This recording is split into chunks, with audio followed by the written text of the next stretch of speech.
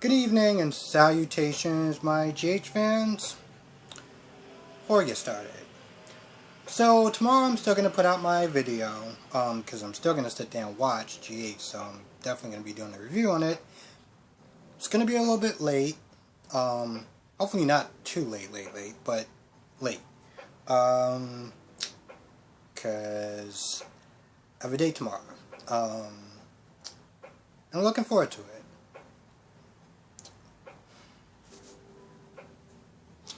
I like this girl, and I haven't actually felt that way in a very long time, so it is very exciting, a little scary, but mostly exciting, so I'm definitely looking forward to that tomorrow. But I'm still going to be doing my review as well, and again, I know DC, he's another guy that also does reviews on GH, kind of does like a whole summarize of the week. And of course you got Brock TV that is doing his thing. So, you know, if anyone don't feel like waiting, you know, those are two other options. But I do appreciate, you know, the people that do watch my videos, you know, even when they come out later than I want them to. So, going into this episode, I don't know why. I don't know why, but I felt like Sasha was being... She kind of annoyed me a little bit. I can't exactly pinpoint why. I know that she was being nice to Gladys, but I felt like she was being, like, extra nice to Gladys. And I couldn't understand why. I mean, Sasha doesn't come across as a malicious person, but she was just going out of her way to just be, like, really nice and really friendly, and it just... I don't know. Something about that just kind of bothered me. I don't know. In some sort of ways, I feel like, and this is just my opinion, that she has to know that in a lot of ways, Gladys does not like her. So, I understand that she's trying to appease Brando, and she doesn't want to seem malicious, but she just was just being really nice towards someone that just doesn't seem like they like her for little to no reason. And speaking of Gladys, you know, a lot of people, you know, listening to this in the comment section and stuff like that, not just my comment section, just in general, that once, you know, the whole, you know, after her getting shot and, you know, being saved and stuff like that, that she would actually turn over a new leaf and actually be a better person. And, we'll have to see in today's episode, that's not happening. That is not in the cards for Gladys. Gladys kept glaring at Sasha every chance that she got. I didn't understand, like, what is your issue? You're just, like, I couldn't understand, like, is she upset that, Sasha's taking her Brando away or something? Like, I don't understand that. Like, she is carrying your grandchild, and she still has that look on her face, like, I'm still trying not to curse, but she just has that stink eye look on her towards Sasha. You know, you see him in the hallway, and she's just like peering out, like, I'm like, sweetheart, what is your issue? Even after they showed her the sonogram and stuff like that, she still seemed like she was looking at her like she was trying to hide it. But she just still looked at Sasha with disgust and, like, anger. And, of course, she said that she was staying because, you know, why not at this point?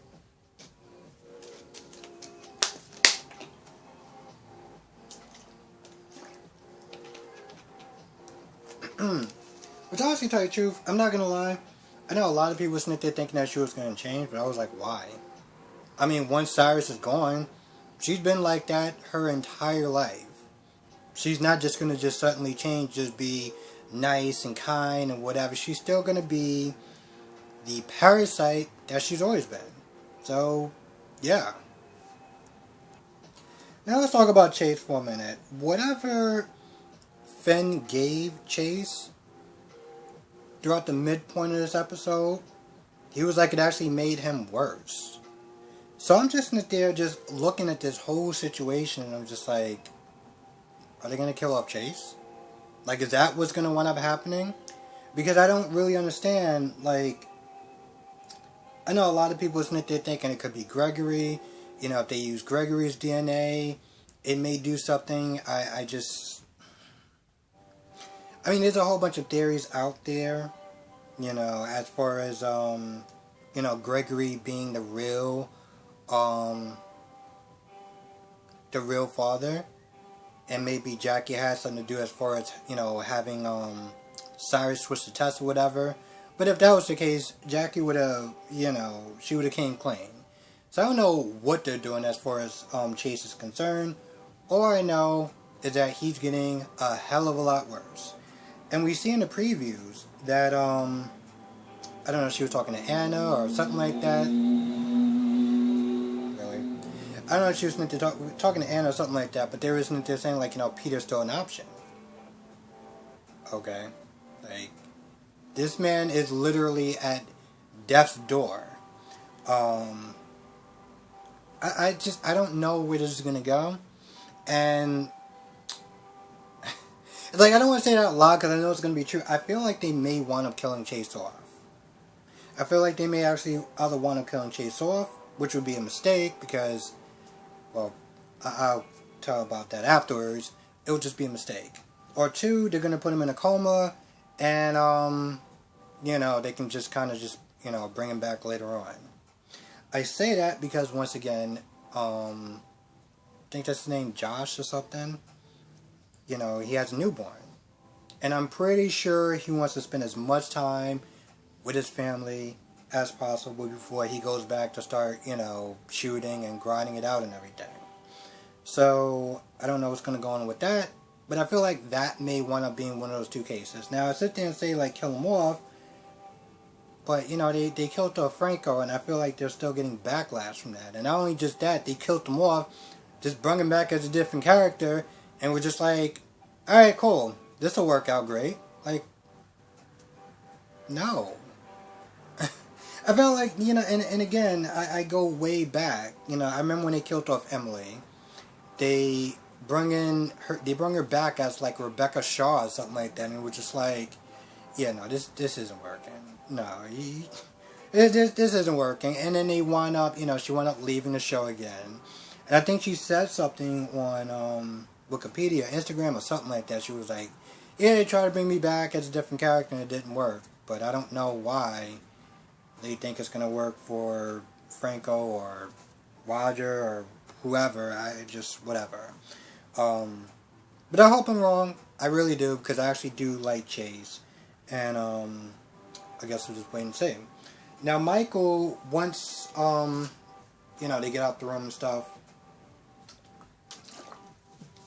and they're talking to each other, you know, Michael informs Willow that, Jax, like the jackass that he is, blackmailed him after seeing them, you know, do the devil's tango, pretty much.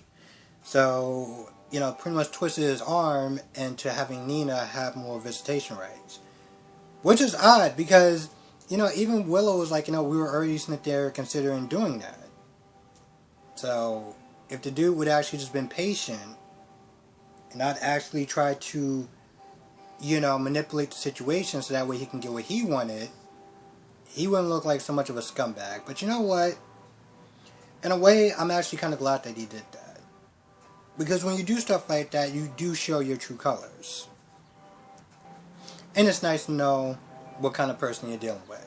Now, of course, Carly walks over, and Carly's like, Jax, what? Well, what's going on? But, of course, they lie to her because she finds out, you know, it's just going to be all sorts of hell. Not to mention if she, you know, tells Jocelyn. So that's a whole other crap that it just probably isn't good for the family. So he doesn't do that. Now, earlier, Carly did come in the room, to Cyrus' room, to gloat. Talking about you're going to jail. Well, you're not even going to Penville. You're going somewhere that you wish you were going to Penville. And of course, Cyrus was like, so, I'm going to tell you a secret. Why the hell did that just jump so loud? He was like, I'm going to tell you a secret about the whole Dev situation. You know, and Jocelyn, and, you know, I mean, y'all both going to be, you know, sharing the cell. And I was sitting there just writing in notes like, see exactly what happens when you gloat. But Carly made a deal, so, with the feds and stuff like that, so that's a non-factor at this point. So once again, Cyrus has nothing, and thanks to the boat explosion with all the drugs and stuff like that, it's not looking good for Cyrus. Now, of course, Cyrus sits there and be like, oh, well, my lawyer's going to take care of it, and yada, yada, yada. And by the way, somebody actually made a really good point yesterday. I do want to sit there and point out, I think her name is Lynn. When Nicholas was like, don't worry to Alexis that you're going to be safe, nothing's going to happen to you. Now Cyrus does want up going to Pentonville. Well, he still does have reach. Like, that's not over. So I felt like he was kind of giving her a false sense of security. On top of that, here's the thing, even if Cyrus isn't a threat, well, there's still jail. So, but yeah, I did kind of want to point that out though, because I thought it was interesting, and I read the comment afterwards, and I was like, you know what? I already did the video, so I'll talk about it tomorrow. Now Martin at some point, asked Laura to try to find, Florence. And at first, Laura just seemed like she was giving him the cold shoulder, and I really didn't understand why. Like, is she still upset about that whole him being kind of menacing back in the day, or, like, whatever dirt that Cyrus was sitting there saying about Martin, like, is she still sitting there thinking about that? Because I'm like, Laura, your past isn't perfect either. Like, what is your issue? But with that being said, she does sit there and listen. She tries to help him out. She talks to Cyrus. Cyrus is just like, I'm not going to pretty much tell you. Now, Carly was talking to Martin, and she's the one that actually got back Florence. So, at the end of the day, Carly did her thing, and, Martin owes her. Even though that he did represent now, he still owes her. So, I guess, whenever Diane is not available, you can always sit there and turn to Martin. That'd be kind of cool. Especially since, I don't remember her, like, Diane's real name, but I'm pretty sure she has other stuff going on. It'd be nice to actually have another lawyer besides Diane. And Martin seems pretty good, pretty competent, so I think the last thing I'm going to sit there and talk about, the last thing I'm going to sit there and talk about is the Sunny side story stuff. Nothing really goes on in this episode until Lenny falls. Now, I'm not going to lie, I know it sounds like a dick me sitting there saying this, because and to be fair, I didn't know exactly why he fell. Okay? All I heard was Phyllis sitting there talking to Sonny, trying to convince him to go after Nina, because at this point, I just don't even care. I just don't even care. I think I've gotten past the point where it's like Phyllis and Lenny are sitting there trying to get those two together, despite the fact that Sonny was clearly shown being married, but that just doesn't matter. So she's sitting there talking, out of nowhere, mid-sentence, Lenny just falls on the ground. Now, I'm not gonna lie, I did laugh my ass off. And, if I'm gonna be honest, I'm probably gonna sit there and play it a couple more times before I wind up erasing it. Because it's actually kind of funny. I mean, granted, it was funny before I knew exactly why, he fell. But it was just the way it just happened. It was just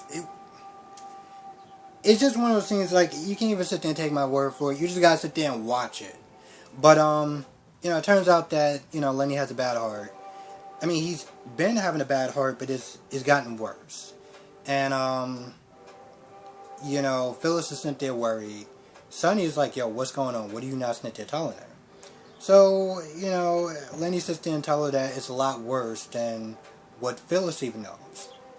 Sonny eventually does convince him to let, Phyllis know this is where they can make arrangements, you know, they're in a marriage. I mean, it's just all sorts of reasons why he should sit there and tell her.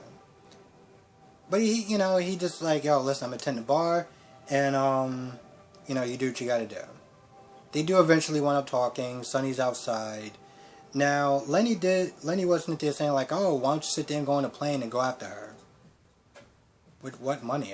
Do y'all actually even pay this man? Like, what?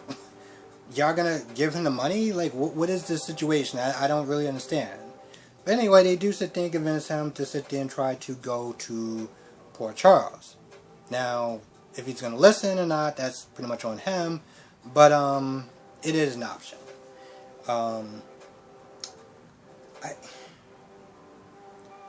You know, I've been sitting there thinking about this Sonny side story the minute that this episode came on. And even though I sound like a broken record by sitting there saying, alright, yo, I want this story over so bad. This just didn't need to be over with a long time ago. This is something that Maurice wanted. So he got what he wanted. Don't get me wrong, okay? I didn't like this. I didn't like I can't sit there and say I didn't like it. But I felt like this was unnecessary. And it went on way too long. Now don't get me wrong, there actually has been some good moments in his little side story stuff, you know. Been a lot of tension. You know, even some of the stuff with Nina was kind of interesting because on one hand, she felt guilty. On the other hand, she felt angry about what was going on with Carly. On the other hand, she was sitting there trying to protect her own ass. You know, a couple of times with Trina and Jax would come over. She would sit there and try to go overtime. I remember she called Sonny, was like, so you in your room? Do me a favor. Don't leave your room. I'm coming right up. He's a grown-ass man. How are you going to sit there and tell him not to leave his room? Stuff like that I found very interesting and very funny. So, you know, the side story with Sonny and stuff like that had its good moments. It has. Now, I definitely want to go back to him being, you know, a mob guy and, like, you know, Sonny again. And this whole side story stuff is like, alright, this was an interesting little experiment, but it's like, could we, like, wrap this up? But I kind of had to sit there and share about that because they had some good moments. I still want to be over it, but it wasn't a total dumpster fire. It's pretty much what I'm sitting there saying. Oh yeah, there was a part where Finn wanted to sit there and turn in himself, but Liz was like it was a bad idea because of XYZ and you need to be here to cure Chase and all this other stuff.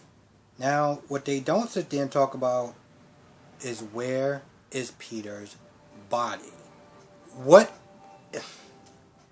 You know, I said this yesterday, that there's just something that just doesn't make sense.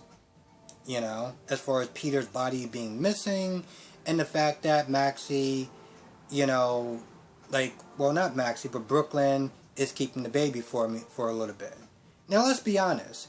If Peter's body turned up, okay, and last episode, the episode before that, there would be no need for the switch to continue. You know, Maxie would want back her baby. Brooklyn would have to sit there and try to scramble to come up with some sort of reason. You know, like, she's going to have to sit there and deal with the consequences when Valentine finds out that Brooklyn was never pregnant in the first place. There'll be no need, it will just be done. This whole Maxie plan and everything like that would be done. So, you know, this is the reason why Peter's body hasn't showed up. The problem is, they haven't actually explained that. They haven't actually said, like, if Liz would have been like, hey, listen, we moved his body somewhere or whatever, then I'm like, okay, cool. Why'd you do it for? Like, what's going on? So now we're just going to sit there and hide and make things worse? Like, this does not seem like Liz in a lot of ways. It just... Like, it just seems out of character for her. I understand why she's doing what she's doing now, but, like, at some point, what is going on? I'm not gonna lie, some of this stuff is just... I feel like I'm thinking about it way too hard, and I just keep sitting there thinking, you know what, it's a soap opera. I'm using way too much logic and common sense in a soap opera, and this is the reason why I'm starting to get a headache. So, I'm going to stop. Anyway, I think that's about it, more or less. This episode wasn't bad. It wasn't super great, but it wasn't terrible either. I feel like this episode was one of those things where it's like, if you missed it, you could just like watch my review, or Brock TV's review, or even DC review on Friday. I'm assuming he does it on Friday. And you just would have been caught right up. Not a terrible one, but could have been better, could have been worse. With that being said, I'm going to go. Thank you so much for watching. Be safe. Let me know what your thoughts are in the comment section below. See you in the next video.